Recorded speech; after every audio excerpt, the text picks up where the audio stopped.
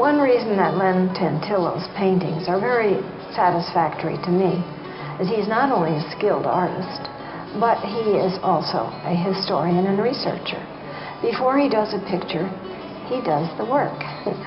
He does the research, he talks to people who have been doing research for many years, he obtains documents, he reads books, and then he begins to build the picture by putting together models or other projects which help him visualize the layout of a particular scene that he has in mind. And I think that's a part of his success in conveying these moments which he has chosen. I find his work so meticulously perfect and his ships so beautiful. The amount of research that Len Tantillo does before he even touches a brush is amazing. And of course, every ship, every sloop is telling the history of what happened on the Hudson. And I don't think that people appreciate what is happening until perhaps they see Len Tantillo's paintings.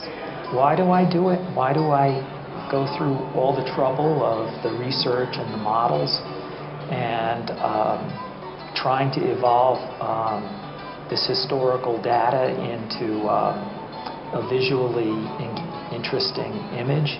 It's about credibility. I really want a viewer to believe they're there.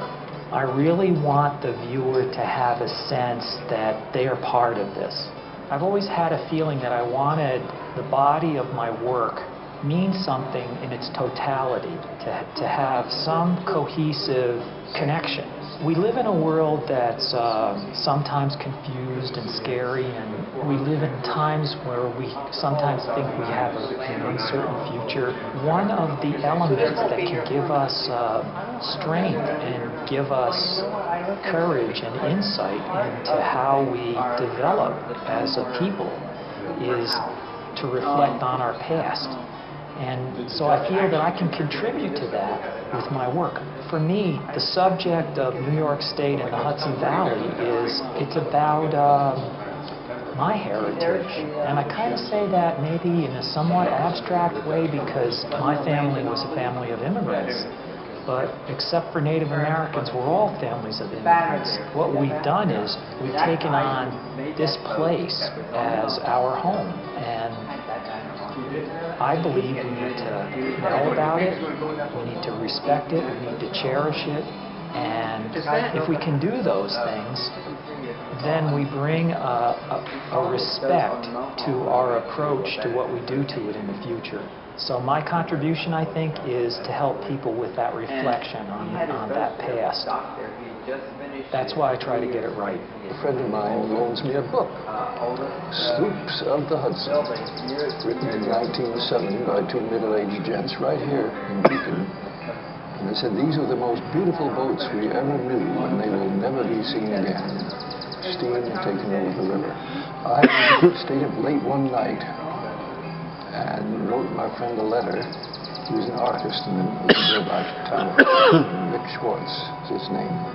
And 4 months later, I meet him on the train station platform. He said, Pete, when are we going to get started on that boat? And I said, what boat? He said, you wrote me a letter. Oh, I said, that's as silly as saying, let's build a canoe and paddle to Tahiti. He said, well, I've been passing your letter up and down the commuter train. We have a couple dozen people who want to get started.